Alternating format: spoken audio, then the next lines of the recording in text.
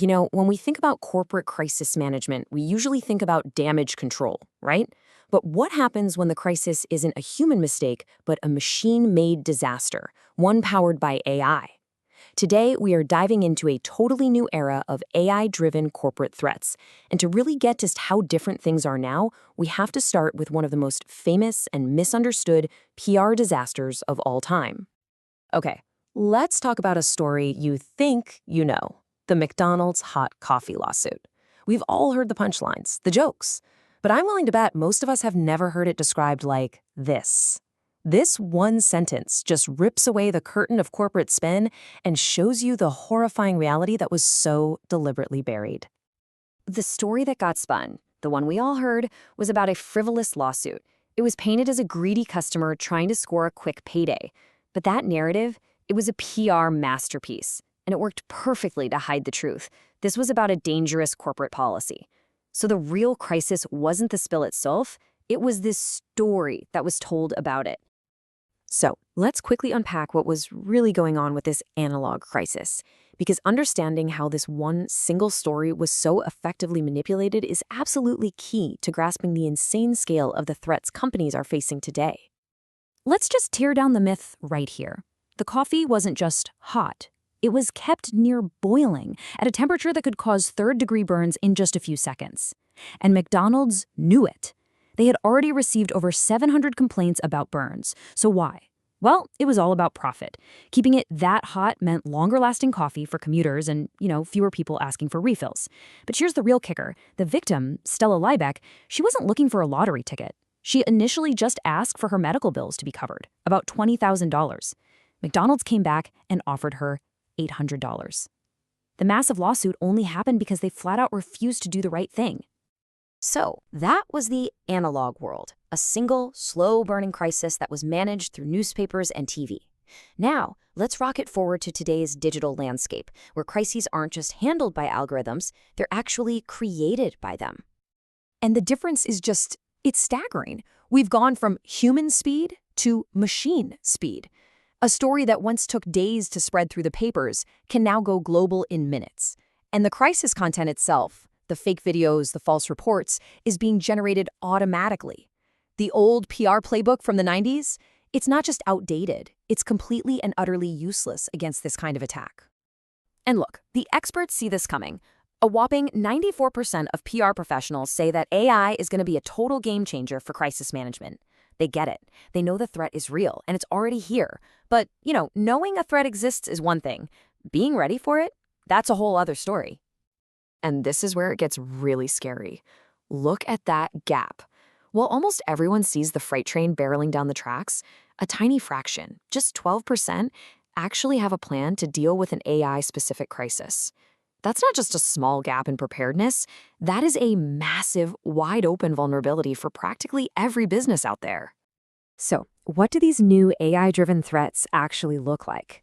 Well, to get a handle on it all, it helps to break the chaos down into three main categories. First up, we've got deception and impersonation. Think of this as AI as a master forger, an incredible actor. We're talking about deepfake videos so good they can fool a company's own finance department, or audio clones that perfectly mimic a CEO's voice on a phone call. It can even create synthetic employees that exist only as data to sneak inside a company's walls. And this isn't some far-off sci-fi future. This is happening right now. Just last year, a firm called Arup lost $25 million. Why? Because an employee got on a video call with who they thought was their CFO and other executives, but it was all a deepfake. WPP and Ferrari barely managed to dodge similar bullets, saved only by sharp employees who noticed something was off. The threat is real, and the price tag is in the millions. Okay, the second category is information warfare. If the first threat is a targeted attack, this one is like carpet bombing reality itself. This is where AI is weaponized to just flood the zone with false narratives. It can pump out thousands of fake news articles, phony negative reviews, or nasty social media posts to systematically tear down a brand's reputation at a speed and scale that no human team could ever hope to match. And how dangerous can this get? Well, a recent university study programmed some of the top AI models to basically act as health disinformation bots. The result? A shocking 88% of their answers were promoting dangerous nonsense, like unproven cancer treatments. And the scary part is, they did it with this formal, authoritative voice, even making up fake scientific sources to back up their deadly advice. And that brings us to the third thread, which is maybe the most unsettling of all: systemic failures. This is when the call is coming from inside the house. It's a crisis created not by a hacker, but by a company's own AI. We're talking about a hiring algorithm that turns out to be biased against certain groups, or a customer service chatbot that gets hijacked and starts sending out harmful messages to your customers. Okay, so the threats are fast, they're massive, and they're incredibly complex. How on earth do you even begin to defend against something like that? The answer is you have to build a whole new playbook, one designed for this specific reality. The big shift is moving from being reactive to being prepared. First, you've got to figure out where you're most vulnerable. Then, you build specific step-by-step playbooks for different kinds of AI attacks. You have to set up early warning systems, tools that can spot synthetic media before it goes viral. And maybe most importantly, you have to treat every single employee as a line of defense. Train them, empower them to be your eyes and ears. But even with all this new technology and these terrifying new threats, one core principle is absolutely timeless. Years after that coffee lawsuit, McDonald's had a major E. coli outbreak, and the response couldn't have been more different. They were completely transparent, they took swift, decisive action, and they invested a fortune in fixing the problem. It's a great reminder that no matter how complex the crisis, taking ownership is the one defense that never gets old.